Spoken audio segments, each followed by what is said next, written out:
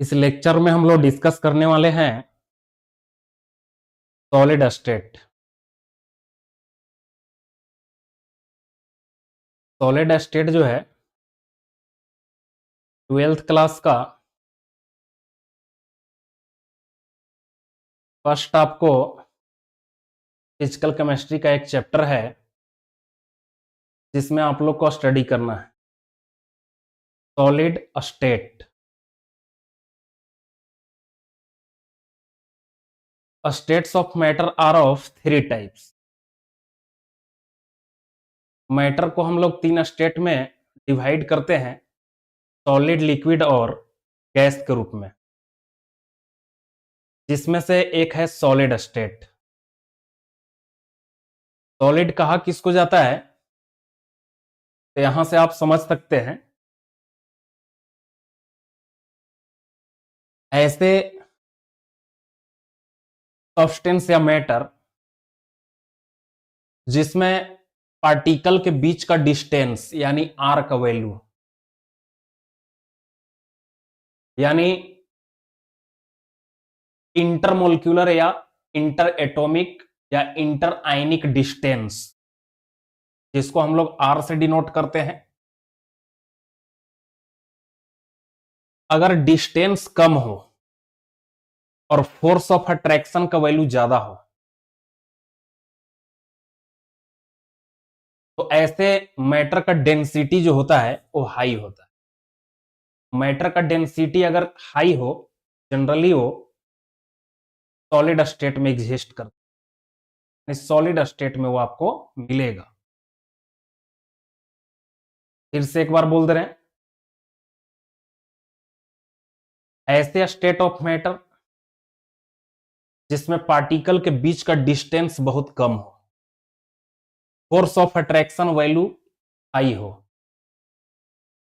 यानी डेंसिटी जो हो वो हाई हो यानी ज्यादा हो, ऐसे स्टेट ऑफ मैटर को कहा जाता है सॉलिड। यानी वो मैटर जो होगा का डेफिनेट होगा वॉल्यूम और शेप भी, क्योंकि फोर्स ऑफ अट्रैक्शन का वैल्यू हाई है तो बोल सकते हैं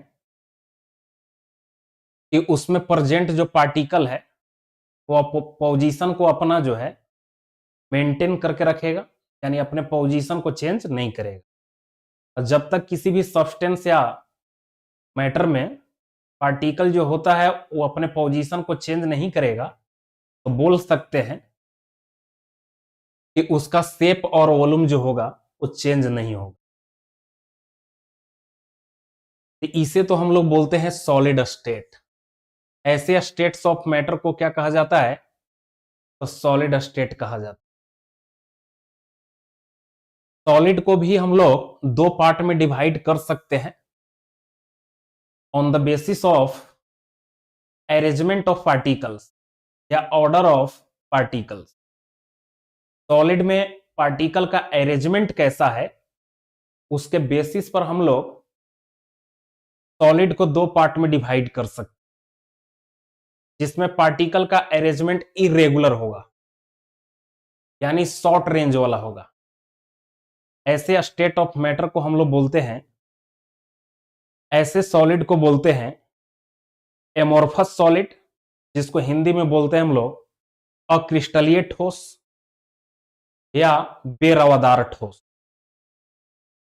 यानी एमोर्फस सॉलिड में पार्टिकल का जो अरेंजमेंट होगा वो इरेगुलर होगा, रेगुलर नहीं होगा। ज्यादा होगा तो कहीं पर क्या होगा, कम होगा। ऐसे सॉलिड को बोला जाता है एमोर्फस सॉलिड। एमोर्फस सॉलिड को हम लोग सुपर कूल्ड लिक्विड भी बोलते हैं, क्योंकि सुपर कूल्ड लिक्विड में भी पार्टिकल का अरेंजमेंट जो होता है वो इरेगुलर होता है और पार्शियली जो है यानी बहुत कम जो है सुपर कूल्ड लिक्विड के पार्टिकल जो है मूव करता है, बिल्कुल एमोर्फस सॉलिड के जैसा। एमोर्फस सॉलिड में भी जो है पार्टिकल पार्शियली मूव करता है जैसा कि सुपर कूल्ड लिक्विड में, यानी दोनों का प्रॉपर्टी जो होता है वो एक जैसा होता है, सुपर कूल्ड लिक्विड और एमोर्फस सॉलिड का। इसीलिए एमोर्फस सॉलिड को हम लोग क्या बोलते हैं, तो सुपर कूल्ड लिक्विड बोलते हैं। इसमें भी पार्टिकल का सुपर कूल्ड लिक्विड में अरेंजमेंट जो होगा, जैसा कि बोले, इरेगुलर होगा। इसमें भी इरेगुलर होता है। इसके भी पार्टिकल जो है पार्शियली मूव करता है, और इसमें भी पार्टिकल जो है पार्शियली मूव करता है, थोड़ा बहुत गति करता है। इसका कॉमन एग्जाम्पल क्या है, तो ग्लास है, प्लास्टिक है, रबर है। यहां पर कुछ की पॉइंट बनाए हैं, उसको याद रखना है। ऑब्जेक्टिव क्वेश्चन में पूछा जाता है कि एमोर्फस सॉलिड में पार्टिकल का अरेंजमेंट कैसा होता है, तो शॉर्ट रेंज होता है। एक किस तरह के प्रॉपर्टीज को रिप्रेजेंट करता है, आइसोट्रोपिक प्रॉपर्टीज। आइसोट्रोपिक प्रॉपर्टीज का मतलब क्या, अगर डायरेक्शनली देखा जाए तो सभी डायरेक्शन में समान प्रॉपर्टीज को ये रिप्रेजेंट करता है। माने हीट का फ्लो, करेंट का फ्लो सभी डायरेक्शन में जो होगा एमोर्फस सॉलिड से, वो इक्वली होगा। यानी इसका मतलब हो गया कि सेम फिजिकल प्रॉपर्टीज को रिप्रेजेंट करता है इन ऑल डायरेक्शन। इसीलिए बोला जाता है ये आइसोट्रोपिक प्रॉपर्टीज को रिप्रेजेंट करता है। आइसोट्रोपिक प्रॉपर्टीज का मतलब होता है कि सेम फिजिकल प्रॉपर्टीज को इन ऑल डायरेक्शन रिप्रेजेंट करना। जब सभी डायरेक्शन में फिजिकल प्रॉपर्टीज का वैल्यू समान होता है तो बोलते हैं ऐसे प्रॉपर्टीज को आइसोट्रोपिक प्रॉपर्टी। यानी आइसोट्रोपिक प्रॉपर्टीज को कौन सा सॉलिड रिप्रेजेंट करता है, तो वो है आपको एमोर्फस सॉलिड। दूसरे साइड में आपको कौन सा सॉलिड है, क्रिस्टलाइन सॉलिड। पहला कौन सा था, एमोर्फस, और सेकंड कौन सा है, क्रिस्टलाइन सॉलिड। क्रिस्टलाइन सॉलिड में क्या होता है कि पार्टिकल का जो अरेंजमेंट होता है वो बिल्कुल रेगुलर होता है रेगुलर, कहीं ज्यादा और कहीं कम नहीं होता। क्रिस्टलाइन सॉलिड भी 4 टाइप के हो सकता है, on the basis of force of attraction in between constituent particle. माने क्रिस्टलाइन सॉलिड के बनाने वाले जो पार्टिकल है उनके बीच में कैसा बॉन्ड है, यानी कैसा अट्रैक्शन फोर्स लग रहा है, उसके बेसिस पर हम लोग क्रिस्टलाइन सॉलिड को 4 टाइप में पुनः डिवाइड कर देते हैं। फर्स्ट कौन सा है, आयनिक सॉलिड। नाम से ही क्लियर है, कंस्टिट्यूएंट पार्टिकल के बीच में आयनिक बॉन्ड होगा। जैसे इसका कॉमन एग्जांपल क्या है, जैसे देख सकते हैं आयनिक बॉन्ड कहां बनता है, मेटल और नॉन मेटल के बीच। याद करने का तरीका है, मेथड है कि आयनिक जैसे ही वर्ड यूज होगा तो समझ लेना चाहिए कि ऐसे सॉलिड का बात होगा जहां कंस्टिट्यूएंट पार्टिकल मेटल और नॉन मेटल होगा। क्योंकि मेटल और नॉन मेटल के बीच में कौन सा बॉन्ड होता है, तो आयनिक बॉन्ड होता है। जैसे कैल्शियम फ्लोराइड है तो कैल्शियम मेटल हो गया और फ्लोरीन क्या हो गया, नॉन मेटल। सेकंड में कौन सा है, मोलिक्यूलर सॉलिड। कुछ ऐसे क्रिस्टलाइन सॉलिड होते हैं जिसके कंस्टिट्यूएंट पार्टिकल जो है एटम और आयन नहीं होता है, मोलिक्यूल होता है। जैसे सल्फर है, आयोडीन है। जैसे ड्राई आइस किसको बोलते हैं, तो सॉलिड CO2 को। CO2 को, सॉलिड CO2 को हम लोग क्या बोलते हैं, तो ड्राई आइस बोलते हैं, ड्राई आइस। ड्राई आइस इसका कॉमन एग्जांपल याद रख सकते हैं, चाहे आइस भी याद रख सकते हैं, आइस। ठीक है, आइस किसको बोला जाता है, तो सॉलिड H2O को बोला जाता है। ठीक है, ये मोलिकुलर सॉलिड का एग्जांपल है आइस भी, और ड्राई आइस सल्फर हो गया, आयोडीन हो गया, इस तरह से। नेक्स्ट थर्ड में कौन सा है, कोवैलेंट सॉलिड। कोवैलेंट बॉन्ड का फॉर्मेशन कौन करता है, तो नॉन मेटालिक एटम। यानी इसका कंस्टिट्यूएंट एटम क्या हो जाएगा, पार्टिकल क्या हो जाएगा, तो नॉन मेटालिक एटम हो जाएगा। जैसे डायमंड और ग्रेफाइट इसका कॉमन एग्जांपल है, जो कि पूछा जाता है 12th क्लास में। डायमंड और ग्रेफाइट का कंस्टिट्यूएंट जो पार्टिकल होता है नॉन मेटालिक एटम, और नॉन मेटालिक एटम में भी कौन सा होता है, तो कार्बन होता है। ऐसे याद रखेंगे, ये दोनों जो है कार्बन का ही एलोट्रोपिक फॉर्म है, यानी अपरूप है।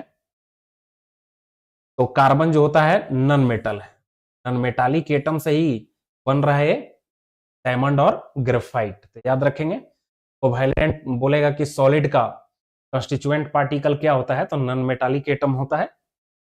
नेक्स्ट में क्या है, मेटालिक सॉलिड, नाम से ही क्लियर है, मेटालिक बॉन्ड प्रेजेंट होगा। आपको बताए हैं एक लेक्चर में, वीडियो निकाल करके मेरा देख सकते हैं आप लोग, ठीक है, मेटालिक बॉन्ड के बारे में, नाम से ही क्लियर है। तो इसमें मेटल जितने भी होते हैं वो मेटालिक सॉलिड का एग्जांपल हो जाएगा। सिल्वर है, गोल्ड है, कॉपर है, सोडियम है, पोटासियम है, ये सब जितने भी मेटल है। इसका कुछ की पॉइंट याद रखना है, इसमें लॉन्ग रेंज ऑर्डर मिलता है। लॉन्ग रेंज ऑर्डर का मतलब क्या, ठीक है, हर जगह जो है पार्टिकल का अरेंजमेंट जो है एक ही जैसा मिलेगा आपको, कहीं ज्यादा कहीं कम नहीं मिलेगा, यानी इसको बोलेंगे क्रिस्टलाइन सॉलिड। और एक की पॉइंट यहां पर क्या लिखे हैं कि ये जो है एन आइसोट्रोपिक प्रॉपर्टीज को रिप्रेजेंट करता है। एन आइसोट्रोपिक प्रॉपर्टीज का मतलब क्या, अगर डायरेक्शनली देखा जाए तो फिजिकल प्रॉपर्टीज जो होगा वो डिफरेंट डायरेक्शन में क्या होता है, वो डिफरेंट होता है, ठीक है। यानी इलेक्ट्रिक करंट का फ्लो जो है अलग अलग डायरेक्शन में चलिएगा तो अलग अलग जो है आपको वैल्यू मिलेगा। जैसे हीट का फ्लो भी जो है अलग अलग डायरेक्शन में जो होगा वो अलग अलग होगा, यानी डिफरेंट फिजिकल प्रॉपर्टीज को डिफरेंट डायरेक्शन में देखा जाए तो उसका वैल्यू डिफरेंट होता है। किसमें, क्रिस्टलाइन सॉलिड में। बोला जाता है कि क्रिस्टलाइन सॉलिड जो है एन आइसोट्रोपिक प्रॉपर्टीज को रिप्रेजेंट करता है। एन आइसोट्रोपिक प्रॉपर्टीज को क्या करता है, रिप्रेजेंट करता है। और एक ऐसा प्रॉपर्टीज को रिप्रेजेंट करता है एमोर्फस सॉलिड, ठीक है, आइसोट्रोपिक प्रॉपर्टीज को रिप्रेजेंट करता है, ठीक है। यहां पर सी होगा, देख लीजिएगा, आइसोट्रोपिक प्रॉपर्टीज को क्या करता है, रिप्रेजेंट करता है। ये तो था कि सॉलिड कहा किसको जाता है, सॉलिड कितने टाइप के होता है, ठीक है, सॉलिड का क्या एग्जाम्पल होता है, ठीक ना, कौन सा सॉलिड जो है किस प्रॉपर्टीज को रिप्रेजेंट करता है, ये याद रख सकते हैं। और दो ठो ऑब्जेक्टिव क्वेश्चन यहां से पूछा जाता है, इसको भी आपको याद रखना है। पूछेगा कि किस सॉलिड का मेल्टिंग पॉइंट हाई होता है और नॉन कंडक्टर होता है, तो वो हो जाएगा आपको covalent solid. Melting point high बोलेगा और नॉन कंडक्टर बोलेगा, ठीक है, तो covalent solid. Melting point high बोलेगा और कंडक्टर बोलेगा तो फिर मेटालिक सॉलिड हो जाएगा, ठीक है। ये ऑब्जेक्टिव क्वेश्चन में लगातार पूछा जाता है आपको 12th क्लास, तो भी याद रखना है। एक चीज और बता देते हैं, ग्रेफाइट जो है कोवैलेंट सॉलिड है और कोवैलेंट सॉलिड जो होता है नॉन कंडक्टर होता है। पर आपको ग्रेफाइट याद रखना है कि ग्रेफाइट जो होता है, ठीक है, वो क्या होता है, तो कंडक्टर होता है। क्या होता है, कंडक्टर, ठीक है, ये याद रखिएगा। कोवैलेंट सॉलिड जो होते हैं नॉन कंडक्टर होते हैं, लेकिन एक एक्सेप्शन है, कौन सा, तो ग्रेफाइट होता है। क्योंकि ग्रेफाइट जो होता है लेयर्ड होता है, इसमें इलेक्ट्रॉनों का क्या होता है, फ्लो होता है। इलेक्ट्रॉनों के फ्लो को ही क्या बोलते हैं हम लोग, इलेक्ट्रिसिटी बोलते हैं। यानी इसका मतलब हो गया कि इसमें एक एक्सेप्शन है, याद रखिए, ठीक है।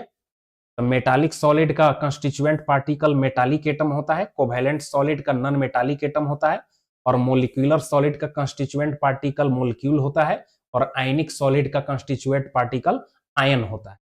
मेटालिक और नॉन मेटालिक आयन, ठीक है। तो इस तरह से आप सॉलिड कहा जाता है, याद रख सकते।